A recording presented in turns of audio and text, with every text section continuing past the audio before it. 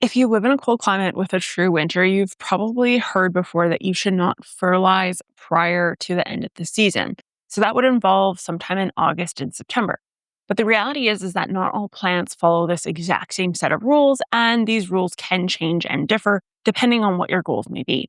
So today's video, we're going to go through trees, shrubs, perennials, annuals, flowers, vegetables, you name it, to determine if you should still be fertilizing them here in August or if you should cut the fertilizer off and simply let things ride out until the end of the season. This is a Geek Crew request and an answer to the poll that I put up for you guys.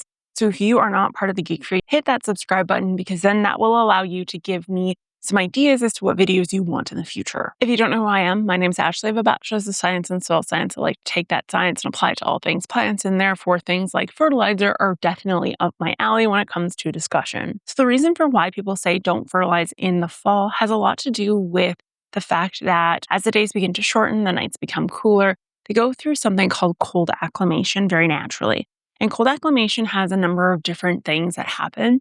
There is the slowdown of new growth. There is the hardening of the growth that is currently already present. We oftentimes see this on trees. For example, we will see these really green stems coming out in the spring and early summer with leaves on the end. Well, these stems that were bright green will begin to callus over and kind of develop that bark or that thicker outer edge. And the addition of things like nitrogen can actually cause an influx in new growth, all of which will not be able to harden off in time because, again, we are trying to regulate and slow down growth, if you will. Now, there's a big difference between simply top dressing with some compost and applying a liquid urea fertilizer. Those are two drastically different conversations. So number one is going to absolutely be your trees. Now, a well-established tree really doesn't need much for fertilizer ever.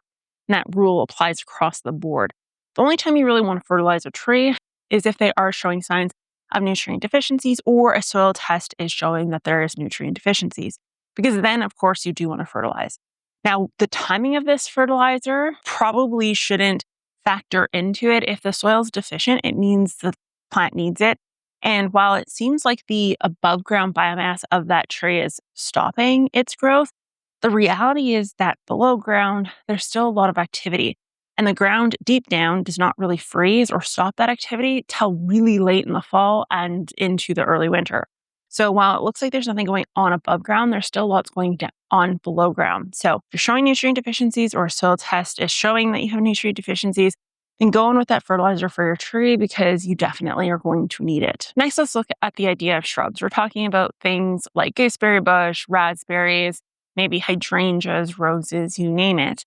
And the same rules still apply here. We don't want to force any new growth because that new growth won't overwinter properly. Now, the thing with shrubs is that they can look a little rough towards the end of the summer and look as though they do have nutrient deficiencies, even though that's not the case.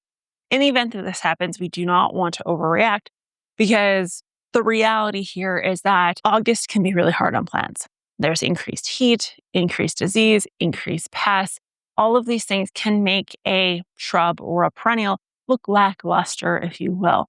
So just keep that in mind before you go into the decision of actually changing or fertilizing your shrubbery. Behind me here is a whole whackload of perennials, and we're talking things like bugbane, hostas, irises, you name it. And the same rules still apply here. Just because you have fertilizer doesn't mean you should apply it because these plants are trying to shut down for the winter. We also know that in the event of a perennial, this new luscious growth that would come by an influx of nitrogen really doesn't serve us because the entire upper biomass of that plant very likely is going to die off and just turn into mulch the following season. Now, you're probably thinking to yourself, well, Ashley, the roots are still growing. You just said that. And that is true. Now, just because that is the case does not mean you should put something like a phosphorus fertilizer in the ground to help support root development. We'll get back to that here in a little bit. Something you can do, though, however, is maybe top dress with some compost, maybe mulch it so it can overwinter a little bit better, that sort of thing. Next up, let's talk about our annual flowers, such as this little display behind me. So for these guys, the rules are a little bit different. When it comes to flowers or foliage plants that we're growing for our displays, you want to continue to fertilize. These are not prepping for winter. They are not prepping for the end of the season. They are not prepping to take on the cold. They're going to die as soon as the first frost hits. But if we want to keep those blooms going and the plant healthy, we want to make sure we're fertilizing. I wouldn't change the fertilizer up. I would use the same fertilizer you always normally use. And this is even more true for anyone who is gardening in a small potted container. So this container behind me is a great example of that. If you are not in a pot and you are in ground, you may be able to get away with not doing this whatsoever. I will also note, if you are going to watch my future video that I'm going to do on plants to save and bring indoors or overwinter, there are a number of vegetative plants that we use ornamentally on that list. And hands down, one of the things you want to do to prep for that is to make sure we get really nice, new, luscious, aggressive growth. And the way to do that is through fertilizer. So if you are going to attempt to save your wandering dudes or whatever the case is, fertilize, get that nice green growth on there, because that is the best stuff to actually use for cuttings and taking in for the winter time. Next up, we have vegetables. Now, here's the thing. The vegetables need to be segregated into two kind of clumps. Number one is our fall garden, and number two is the garden that won't exist in approximately 1 month. If your garden is showing signs of nutrient deficiency and it is a currently established and soon to be harvested and ripped out before the frost flies, then this is the type of garden that you may actually choose to continue to fertilize in.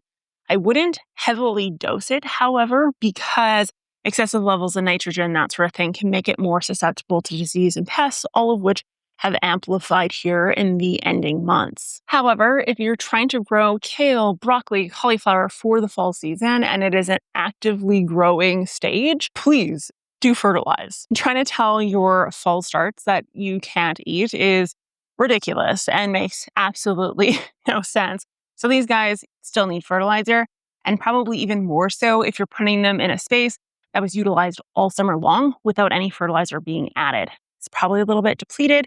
There's not enough time for new compost or manure to really break down because things are really going to cool up here in the next bit. So a liquid organic or a synthetic liquid is going to help you enormously. So what about simply generic fall fertilizers? This is marketed a lot of the time to people who are wanting to just develop the roots and not the greenery. So maybe it has next to no nitrogen, but it does have lots of phosphorus, for example, the root ingredient that we claim grows more roots. The reality here is that there's probably lots of phosphorus in your soil. It's usually not very limited in any soil profile that we see unless it's under intense agriculture. And therefore, this isn't really going to change much for you. The same rule applies to potassium, for example. There's a lot of ideas here on how potassium can save your garden, and that truly is not the reality.